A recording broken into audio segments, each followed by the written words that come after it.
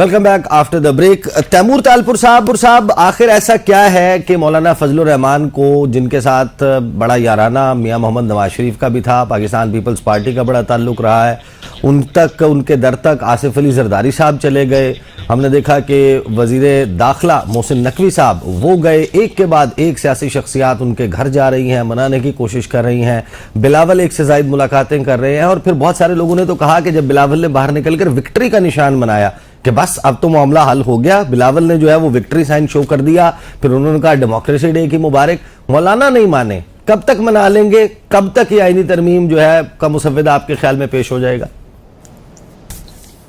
میں سمجھتا ہوں کہ پیپلز پارٹی کا جو طرز سیاست رہا ہے وہ باقی جماعتوں سے کافی مختلف رہا ہے. ہم نے ہمیشہ یہ کوشش کی ہے کہ سب کو اکٹھا لے کے چلیں.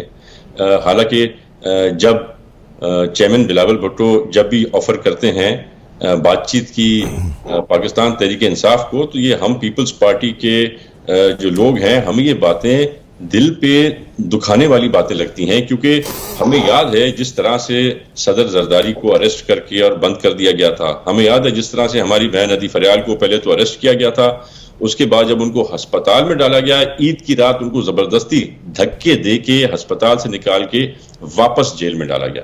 تو یہ چیزیں جو ہمارے لیے بڑی مشکل ہیں, ان کو چیئرمین بلاول صاحب پاکستان کے لیے, پاکستان کی ڈیموکریسی کے لیے, بہتری کے لیے, ہماری پولیٹیکل اور اکنامک سٹیبلٹی کے لیے بھول جاتے ہیں, اور شاید اس ملک کے لیے بہتر بھی بھولنا ہی ہے. اسی طرح سے جب چیئرمین صاحب نے یہ ریئلائز کیا کہ یہ جو کانسٹیٹیوشنل امینڈمنٹس ہیں یہ بہت ضروری ہیں ہمارے ملک کے لیے, ہمارے سسٹم کے لیے, ہمارے پاس سٹیبلٹی لانے کے لیے, پر میں سمجھتا ہوں کہ جب ان کو گو اہیڈ ملا مولانا صاحب سے, اس کی بعد ہی انہوں نے وکٹری کا سائن دکھایا.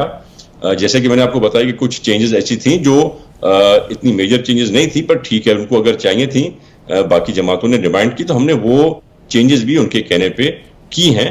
اور اب میرے خیال سے مولانا صاحب ووٹ کریں ان امینڈمنٹس پہ یا نہ کریں, اس کا تو مجھے غیب کا علم نہیں ہے, پر کم سے کم میں اتنا جانتا ہوں کہ ان کی ڈیمانڈ ساری پوری کر دی گئی ہیں جو بھی جائز ڈیمانڈز تھیں. تو اس کے بعد ووٹ نہ کرنا بنتا نہیں ہے, اور ہم نے کسی چیز میں ہاتھ ڈالا ہے تو انشاءاللہ تعالیٰ رزلٹ لے کے دیکھیے. آپ نے دیکھا تھا اور بھی لوگ ہیں, مینگل صاحب جیسے, جو کہ نہیں مان رہے تھے, انہوں نے بھی جب ان سے یہ ڈرافٹ شیئر ہوا, جب انہوں نے یہ چیزیں دیکھی تو ان کو بھی ایک اچھی چیز سمجھ میں آئی. اور میں سمجھتا ہوں بہت سے پی ٹی آئی کے بھی ایسے ممبران ہیں جو کہ اس ڈرافٹ جن سے شیئر ہوا ہے وہ اس ڈرافٹ پر ایگری کرتے ہیں. اب ایز اے پرنسپل کوئی بھی نہیں کرتا جی, I am not sure about that. صحیح, ٹھیک ہے.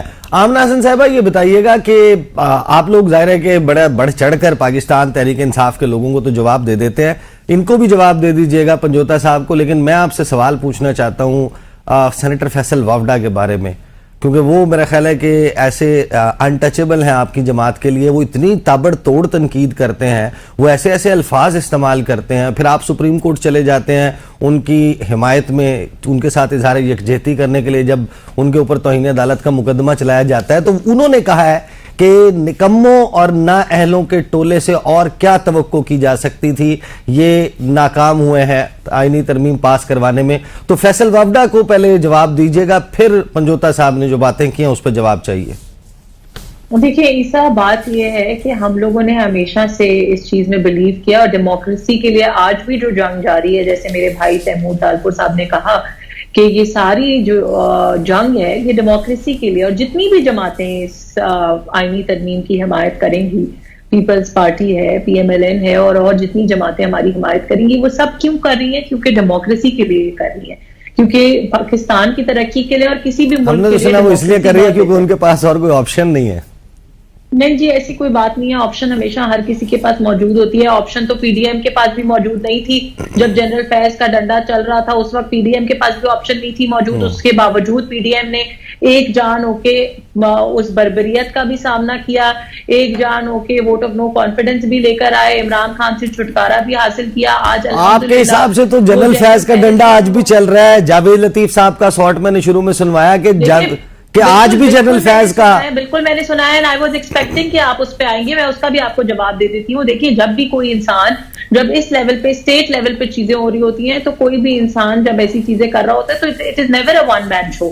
اور مجھے یقین ہے کہ ایسے لوگ ضرور موجود ہوں گے سسٹم کے اندر, اس وقت بھی سیاسی سسٹم کے اندر بھی, جو ابھی بھی جنرل فیض کی حمایتی ہیں. پوری پی ٹی آئی ہمارے پاس اس کی زندہ مثال ہے.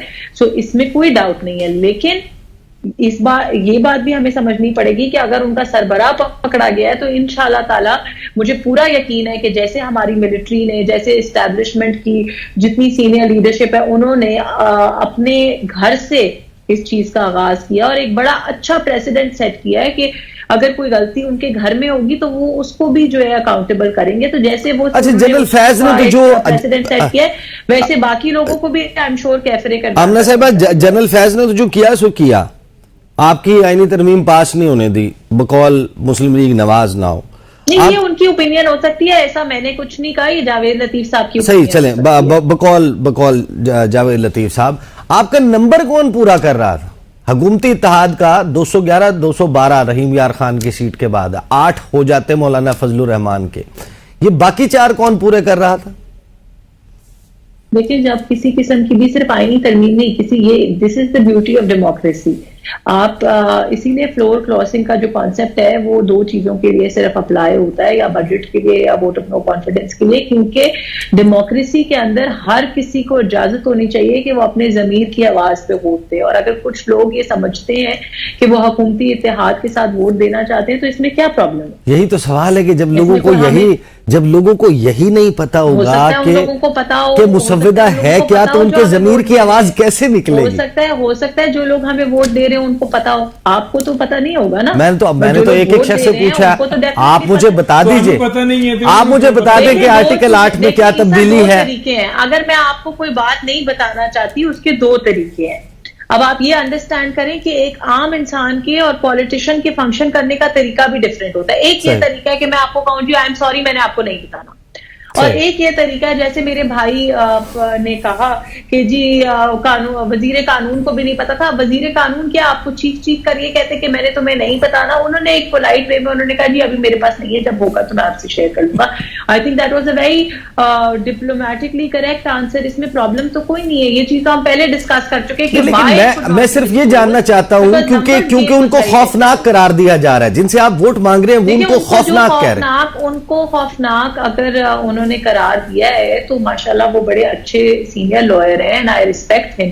لیکن سب سے پہلی بات یہ ہے کہ انہوں نے خوفناک قرار دیا ہے تو ان کے اوپر آپ لیگل ٹیم میں کیا آپ کا ان پٹ تھا اس میں؟ میرے خیال میں کسی قسم کی کوئی خوفناک ترمیم نہیں ہے, بلکہ جتنی ترامیم پریزنٹ کی جا رہی ہیں وہ ساری وہ ہیں which were much needed, اور جو پاکستان میں ڈیموکریسی کے عمل کو, جوڈیشری کے عمل کو بہتر بنانے میں ہیلپ کریں گی. میں ایک اور بھی چیز کہہ دوں, نعیم پنجوتا صاحب نے یہاں پہ کہا ہے کہ جی ججز کی تعیناتی پوری دنیا میں پارلیمنٹس کی ججز کو تعینات کرتی ہیں. ججز کی ایج بڑھانے سے پرابلم ہے. یونائٹڈ اسٹیٹس آف امریکہ جس کو ہم سپر پاور کنسیڈر کرتے ہیں, وہاں پہ ججز جو سپریم کورٹ کے ججز ہیں ان کی کوئی ریٹائرمنٹ ایج نہیں ہے, اور جب تک وہ سمجھتے ہیں اپنے آپ کو فٹ وہ تب تک سرو کرتے ہیں. تو مجھے یہ سمجھ نہیں آ رہی کہ ان ساری چیزوں میں ہمیں پرابلم کیوں. اگر ہم ایڈوانسمنٹ لا رہے ہیں اپنے دقیانوسی لاء کے اندر, کوئی بہتری لا رہے ہیں, امینڈمنٹ لا رہے ہیں, اس کو اور ماڈرنائز کر رہے ہیں, اپنے سسٹم کو بہتر کر رہے ہیں. پارلیمنٹ جس کے اندر یہ خود موجود ہے,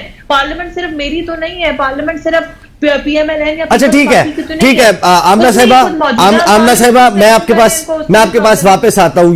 یہ جو بہتری کی جا رہی ہے, یہ بہتری کیسے, اس کے اوپر میں آپ سے سوال کروں گا.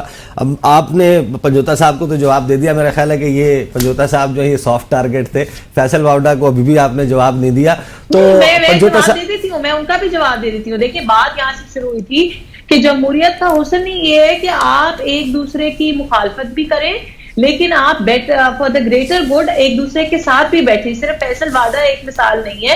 پیپلز پارٹی ہمارے ساتھ 1 پوائنٹ ایجنڈا میں PDM 1 میں اکٹھی ہوئی, اس کے بعد پیپلز پارٹی نے ہمارے خلاف الیکشن لڑا, لاہور میں پوری پاکستان میں الیکشن لڑا. لاہور جو PMLN کا گڑھ ہے وہاں پہ بلاول صاحب نے خود آ کے الیکشن لڑا, وہاں پہ بڑے تلخ نعرے بھی ہوئے, بڑی تلخ باتوں کی ایکسچینج بھی ہوئی. لیکن after election for the صحیح، greater good of ٹھیک the ہے۔ country. We are all together. ٹھیک ہے، میں آتا ہوں. پنجوتا صاحب، گنڈاپور صاحب کا میں نے آج سٹیٹمنٹ دیکھا، وہ کہتے ہیں کہ منظوری تو دور کی بات ہے، اسمبلی میں اس ترمیمی مسودے کو پیش کرنے کی بھی جرت نہیں ہوگی حکومت کی.